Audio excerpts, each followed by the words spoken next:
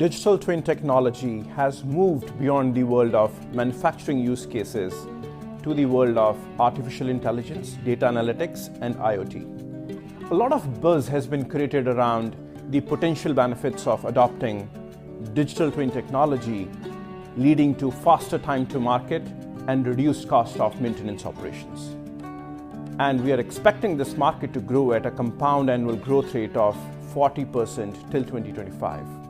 So what exactly is this digital twin technology? Consider digital twin as virtual replicas of actual physical devices that data scientists and IT pros can use to run simulations on. In a sense, it's a computer program that takes real-world data about a physical object as input and produces as output the simulations on how that physical object could be affected by those inputs. While the popularity of digital twin technology is partly driven by the rapid adoption of 3D printing and 3D simulations, the first idea actually arose at NASA, where full-scale mock-ups of early space capsules used on the ground to mirror and diagnose problems in orbit eventually gave way to full digital simulations.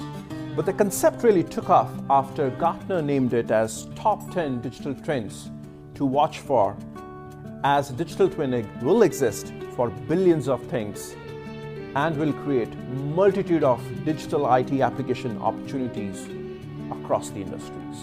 The typical industries that are already adopting digital twin technologies and immensely getting benefited out of that, for instance, healthcare, your patient monitoring through sensors, medical device simulation, in aerospace and defense, space-based monitoring, aircraft engine design and production, in energy and utilities, your power infrastructure and wind and gas turbine use cases have already seen early advantages of adopting digital twins.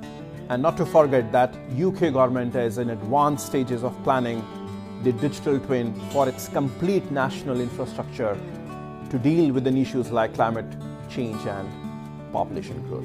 While currently the digital twin applies to parts, product, process, and system, but some critics have argued that having a digital twin for people like you and me in a near future will no more be a fantasy, but within the realm of possibility. And if that happens, that would be an interesting space to watch for.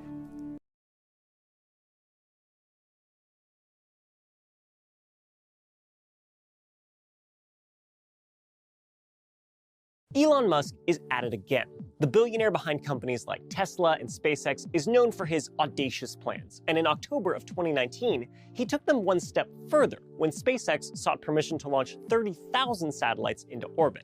That's on top of the 12,000 satellites they've already been given approval for as part of their Starlink mega constellation that aims to beam high-speed internet around the globe, starting with service in North America as soon as 2020. For the math-inclined among you, that means SpaceX would like permission to launch up to 42,000 satellites into low Earth orbit. And the only question I have is, why?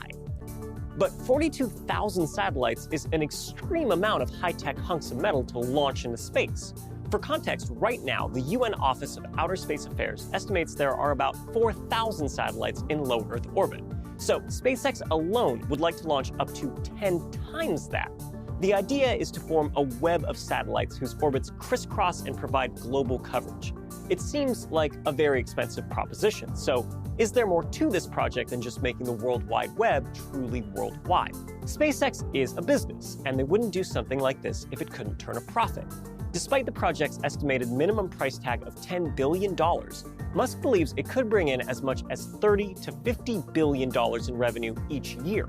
Why is it worth so much? Well, it's all about cutting latency time, or the amount of time it takes information from your computer to reach its destination and come back. Here on Earth, the preferred way to transmit large amounts of information over long distances is through fiber optic cables. These bundles of glass fibers carry beams of light from one point to another, taking advantage of light's extreme speed. But because light has to travel through the medium of glass, it doesn't reach the same top speed it does in a vacuum, like in space. In a vacuum, light travels at nearly 300 million meters per second, but bouncing through glass, that speed drops to around 204 million meters per second. That adds a few microseconds of latency per kilometer. So sending information through space could save a lot of time, provided it's done in the right way. For decades, we've used satellites to send data to remote parts of the world, but typically the ones we use are in geosynchronous orbit, where they appear fixed over one spot in the sky. To achieve that positioning, the satellites have to be in very distant orbits over 35,800 kilometers high. That means that even using light at its max speed, latency times are around 700 milliseconds. So SpaceX plans on putting its satellites much closer to home, operating at 550 kilometers up. At this altitude, it's impossible for them to stay over one spot. They have to move faster to stay in orbit, hence the need for so many of them to maintain coverage. But at that distance, a network of satellites passing along information at light's top speed will have less latency than any fiber optic network longer than 3,000 kilometers. And the farther the data has to travel, the more of an advantage the network like Starlink will have over its terrestrial fiber optic counterparts. This high-speed link is worth incredible amounts of money to financial markets, where milliseconds of delays can translate to millions of dollars lost as markets shift. Starlink still has a long way to go before its promise can be realized. The satellites will have to be cheap and reliable enough to justify launching thousands. And once they're up there, they need working autonomous collision avoidance to keep from smashing into other satellites and causing a runaway debris problem. Astronomers are also warning that so many satellites sending so many radio waves could interfere with ground-based optical and radio observations. So SpaceX is working out how to build and operate their satellites in a way that doesn't affect them. And of course, SpaceX isn't the only company racing towards satellite broadband, with companies like OneWeb and Amazon's Project Kuiper pursuing similar goals. In fact, that may be why they applied to launch 30,000 more satellites, as a move to box out competition, rather than because that's the demand they anticipate. All in all, it's another classic Elon Musk project. It aims high and promises huge returns, and it's not without its skeptics and dissenters. Will a constellation of satellites connect the world while still keeping the skies clear for science and other spacecraft? We'll just have to wait and see.